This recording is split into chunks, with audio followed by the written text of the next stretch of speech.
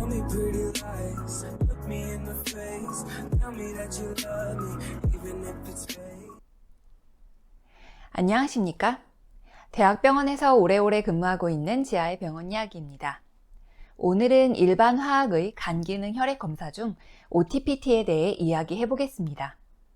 간 기능 검사로는 총 단백, 알부민, 빌리루빈, ALP, 감마 GTP 같은 것들도 있는데요.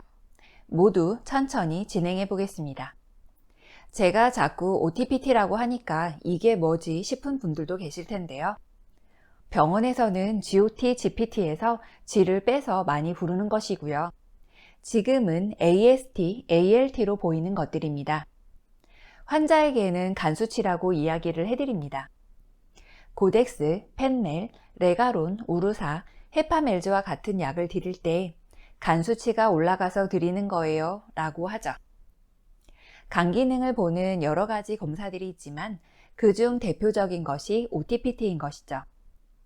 제가 신규 때 좀 창피했던, 열받았던 또는 짜증났던 이야기 한번 해드려보자면요. 전공의가 와서는 환자 LFT 어때요? 라고 물어봅니다. 제 생각에는 간 기능 검사에는 초음파 검사도 있고 혈액 검사도 있고 그리고 그 당시에 물어봤던 환자가 ICG 테스트라는 것도 했기 때문에 뭘 대답해야 하는지 모르겠는 거예요.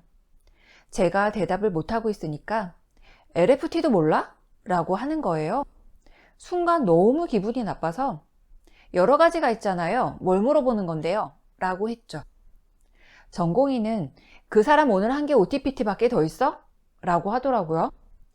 와, 반말도 열받고요. 굽히기 싫어서 ICG 테스트는 오늘 결과 나왔는데요. 라고 했죠. 그랬더니 그제서야 차트를 뒤적거리더라고요.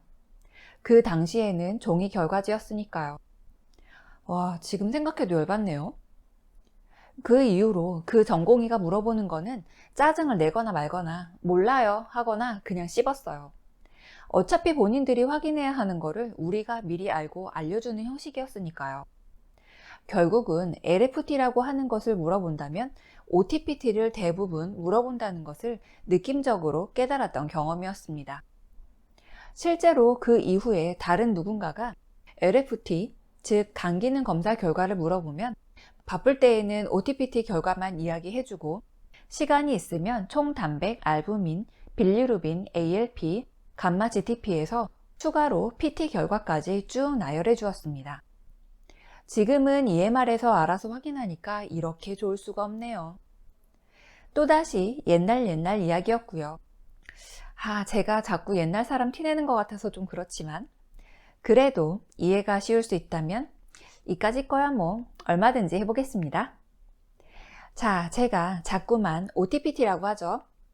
검사 결과에서는 AST, SGOT라고 하죠. 그리고 ALT는 SGPT라고 보여지는 것입니다.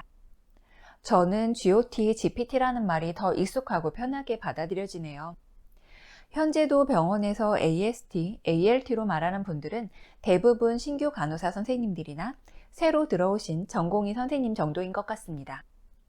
과거에는 GOT, GPT라고 했었는데 현재는 AST, ALT로 표기되고 있기 때문에 둘 다 혼용돼서 사용되는 것이죠. 기전을 설명하려면 하루가 다 가니까 이것저것 다 빼고 간단하게 할게요.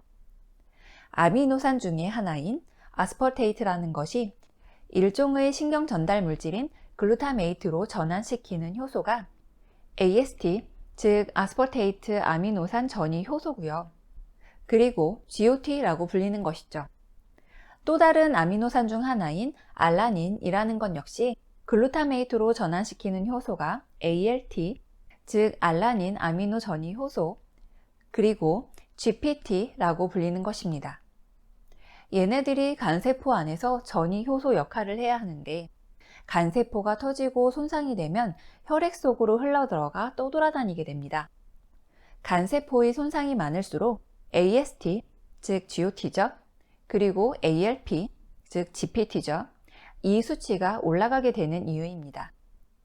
그럼 간세포 손상은 무엇 때문에 발생하죠? 간염이 있거나 간암 또는 간경화가 진행되고 있거나 약물 때문일 수도 있고 수술 후 일시적인 상승이거나 담도가 막혔을 경우도 있습니다.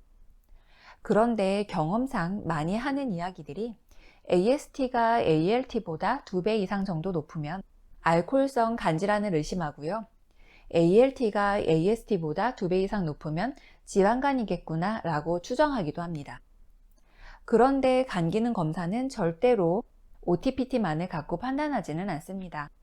여러 검사 결과를 갖고 전반적인 기능과 상태를 파악하는 것이죠. 자, 이제 한번 각자 이야기해 볼게요. AST는 일종의 효소라고 했죠. 이것이 간에서만 있는 건 아닙니다. 가장 많이 분포하고 있는 곳이 간인 것은 맞지만 심장근, 골격근, 비장이나 폐에도 있죠. 그래서 심근경색이나 심부전, 부정맥 환자에게서도 AST는 올라갈 수 있어요. 근육 운동을 엄청 많이 해서 근육세포가 손상을 받고 있는 중에 또는 근육 염증이 여기저기 심할 때에도 올라갈 수도 있습니다. 그런데 반대로 이게 간암이나 간경화 환자같이 만성적으로 간질환이 많이 진행되어 있을 때에는 수치가 별로 안 높은 경우도 있어요. 그야말로 간 손상이 계속 진행되고 있을 때 수치가 올라가는 것이라서 이미 손상이 너무 많이 진행돼서 더 이상 세포가 터지고 망가질 게 별로 없게 되면, 즉 이미 간경화나 간암이 너무 많이 진행했을 때에는 수치가 높지 않을 수도 있는 것이죠.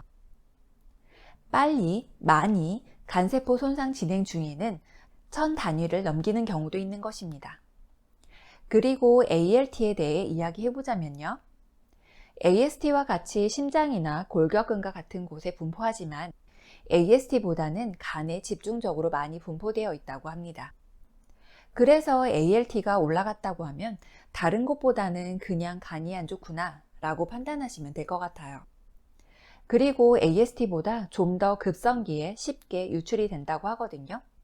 제가 앞에서 AST가 ALT보다 2배 이상 정도 높으면 알코올성 간질환을 의심한다고 했죠. 아무래도 알코올은 아주 오랫동안 많이 먹어야 간에 지속적으로 손상이 받잖아요. 이미 초기에 간이 손상이 많이 될 때 ALT가 올라갈 때에는 병원에 오지 않다가 많이 손상되고 뭔가 문제가 있어야 오는 경우가 많은데, 그때 검사를 해보면 AST가 ALT보다 더 높게 측정이 되는 것이죠. 그렇지만 앞에서 말씀드렸듯이 이게 정답일 수는 없고요. 그냥 그런 경우가 많다라는 것뿐입니다. 그리고 또 한 가지, 술도 안 하고 간에 무리를 줄 만한 행동을 아무것도 안 한다고 하는데 OTPT가 떠 있는 경우가 있어요. 이럴 때에는 환자를 치료하기 위해 장기적으로 투약되는 약이 간에 손상을 주고 있는지도 판단을 해야 하고요. 비만인지도 확인해야 합니다. 그런데 겉으로 보기에 그렇게 비만해 보이지 않아도 비만 지수가 높은 분들도 있거든요. 이런 분들도 확인해야 하죠. 식습관이나 과거에 A형 간염 과거력이 있는지, 당뇨병이 있는지, 부정맥이나 심장질환이 있는지 확인하는 것도 중요합니다. 정말 매우 여러 가지가 간에 영향을 미칠 수 있으니까 말이죠.